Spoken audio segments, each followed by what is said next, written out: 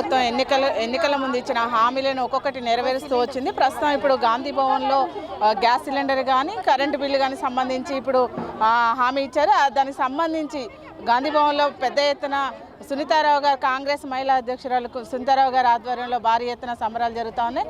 దీనికి సంబంధించి మనతో పాటు సునీతారావు గారు ఉన్నారు, అన్నట్టు తెలుసుకుందాం. మేడం చెప్పండి మేడం, మెయిన్ అసలు ఈ 6 గ్యారెంటీల్లో మీరు ఈరోజు గ్యాస్ సిలిండర్ కానీ ఇప్పుడు కరెంటు బిల్లుకి సంబంధించింది కానీ మీరు దీనికి సంబంధించి మీరు ఎట్లా ఫీల్ అవుతున్నారు? మహిళలకు మీరు ఇచ్చే సూచన ఏంది? కాంగ్రెస్ పార్టీ అనేది చెప్పదు, చెప్తే ఖచ్చితంగా చేస్తుంది. పేద ప్రజల కోసం, పేద ప్రజల సంక్షేమం కోసం ఎల్లవేళలా పాటుపడ్డది అంటే కాంగ్రెస్ పార్టీనే. ఈరోజు 6 గ్యారెంటీల సందర్భంగా మొట్టమొదటిగా బస్ ఫ్రీ అనేది ఉచిత బస్ ప్రయాణం మహిళల కోసమే, మహిళలకు పెద్దపీట వేసింది కాబట్టి ఈరోజు మేము చాలా సంతోషంగా ఉన్నాం. అదే కాకుండా ఆరోగ్యశ్రీ 10 లక్షల రూపాయల ఆరోగ్యశ్రీ ఇన్సూరెన్సే కానీ ఈ రోజుకు సంబంధించి రాత్రి క్యాబినెట్ అప్రూవల్ ఆమోదం చెందిన తర్వాత మా చెల్లెళ్ళందరూ చాలా సంతోషంగా ఉన్నారు. 500కే సిలిండర్ అని గుదిబండగా మారిన సిలిండరు ఈరోజు జిఎస్టీ వ్యాట్ల రూపకంగా 1200లకు చేరింది. నిజంగా కూడా ఎంత మాకు ఇబ్బందికరంగా మారిందంటే 2 పూటల సామాన్యుడు తినలేని పరిస్థితి ఈరోజు రావడం జరిగింది. ఈరోజు నిజంగా ఏం చెప్పాలనుకుంటే పేద ప్రజలు ఇంకా పేదగా అయిపోయారు. మధ్యతరగతి వాళ్ళైతే బతికే విధంగానే లేకుండా బీఆర్ఎస్ పార్టీయే కానీ బీజేపీ పార్టీ కానీ మా బ్రతుకులన్నీ బొందబెట్టింది అని జనాలు చెప్పడం జరిగింది. ఈరోజు మేము అదే చెప్తున్నాం. మేము ఆ విధంగా కాకుండా ఇచ్చిన 6 గ్యారెంటీలు 100 రోజులు కూడా కాకన్నా ముందే వీళ్ళ కడుపు మంటతో ఏడుస్తూ ఉన్నారు. మేము ఇస్తూ ఉన్నాం, వాళ్ళు ఏడవాలి, మేము ఇవ్వాలి, అంతే. మహిళా కాంగ్రెస్ అంటే ఇప్పటికే బస్సులలో మహిళలకి చాలా ఇబ్బంది ఏర్పడుతుంది. అంటే బస్సుల సంఖ్య తక్కువ ఉంది. మళ్ళీ ఇప్పుడు ప్రభుత్వం వచ్చింది అంటే కొత్తగా బస్సులు కొనుగోలు చేసి ఇంకా మహిళల కోసం బస్సులు పెంచే ఆలోచన ఏమైనా ఉందా ప్రభుత్వానికి? ఇంకా వాస్తవంగా ఇప్పుడు మగవాళ్ళకి బస్సులు వేశారమ్మా, ఇప్పుడు ఆడవాళ్ళకి బస్సులు వేసినారు అని చెప్పేసి అని సీట్లు ఇస్తలేరు అని చెప్పినందుకు మగవాళ్ళకు కూడా ప్రత్యేకంగా బస్సులు నడుస్తున్నాయి.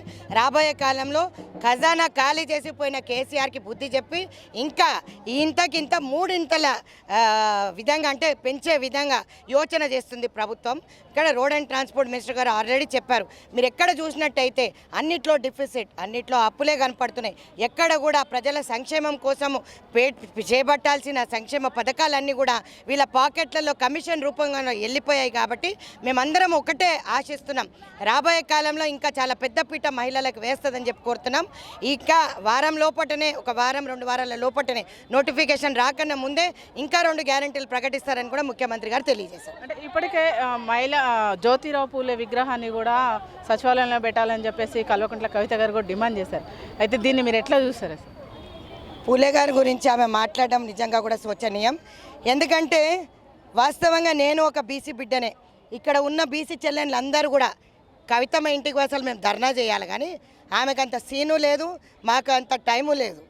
ఎందుకు చెప్తున్నానంటే బీసీ బిడ్డలు, ముదిరాజు బిడ్డలకి ఒక్క సీటు ఇవ్వలేని ఈ బీఆర్ఎస్ పార్టీ వీళ్ళు మాట్లాడతారా మా గురించి? ఈరోజు పూలే గురించి మాట్లాడుతుందా? హాస్యాస్పదంగా లేదు. నిజంగా చూసినట్టయితే ఈరోజు ఎక్కడ కూడా బీసీ సంక్షేమం కోసం ఎప్పుడూ చూడలేదు. బీసీ బంధు లేదు, దళిత బంధు లేదు, డబల్ బెడ్రూమ్ లేదు, 3 ఎకరాలు లేదు, దళిత బంధు లేదు. ఎట్లాంటి ముఖ్యమంత్రి చెప్పిండు కదా దళిత సీఎం అని, ఆయన అయితే అసలే లేడు. ఏ మేనిఫెస్టో ఇంప్లిమెంటేషన్ చేసినారు? మంత్రులందరూ కూడా కంత్రుల్లాగా దళిత బంధు కమిషన్లు జోబులు వేసుకున్నారని చెప్పి ఈరోజు మా చెల్లెళ్ళు వచ్చి చెప్తున్నారు. సిగ్గుచేటుగా అనిపిస్తలేదు? ఎక్కడ చూడు ల్యాండ్ గ్రాబింగ్లు. ఈరోజు వలస వట్టి ప్రాజెక్టులు కడితే అన్నీ కూడా లోపాలి. 1000 కోట్ల రూపాయలు ఎవడు సొమ్మని ఈరోజు ఎవరి జాగిరని దోసుకున్నారు. అవన్నీ కూడా రాబోయే కాలంలో ముఖ్యమంత్రి గారు ప్రణాళిక రూపొందిస్తున్నారు. ఖచ్చితంగా రూపాయి పేద ప్రజలు ఎవరైతే దోసుకు తిన్నారో స్టేట్ గవర్నమెంట్, సెంట్రల్ గవర్నమెంట్, బీజేపీకి బీఆర్ఎస్కి చెల్లెళ్ళందరూ మహిళలు చెక్కు పెడతారని చెప్తున్నాను. ఈసారి మహిళా అధ్యక్షురాలుగా మీరు ఎన్నో సంవత్సరాల నుంచి పనిచేస్తున్నారు. ఈసారి మీకు ఏమైనా పదవి వచ్చే అవకాశం ఉంది? ఏ టికెట్ ఆశిస్తున్నారు మీరు? నాకు సంబంధించి ఆల్రెడీ టికెట్ ఇవ్వడం జరిగింది. మొట్టమొదటిసారిగా మహిళా కాంగ్రెస్ అధ్యక్షురాలకి టికెట్ వచ్చింది. 2.5 సంవత్సరాలు అంటే 3 సంవత్సరాలకి దగ్గర వస్తుంది నేను వచ్చిన తర్వాత. ప్రతినిత్యం రోడ్డు పైననే ఉంటుంది. మేము ఏ రోజు కూడా ధర్నాల పేరు మీద రోడ్డు మీదనే ఉన్నాం. కానీ ఈరోజు నిజంగా చాలా సంతోషం అనిపిస్తుంది.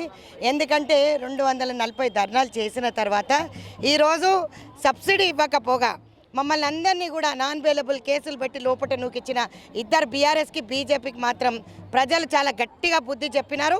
అండ్ రాబోయే కాలంలో పార్లమెంట్ ఎలక్షన్లలో కూడా 15 సీట్ల పై చిలుకు మేము గెలుస్తామని చెప్పి ఘంటాపదంగా చెప్తున్నా. సునీతారావుకి ఏది ఇచ్చినా పని చేస్తుంది, ఏది ఇవ్వకున్నా లాయలిస్ట్ సునీతారావు 35 ఇయర్స్ నుంచి కాంగ్రెస్ పార్టీలో పనిచేస్తున్నాను.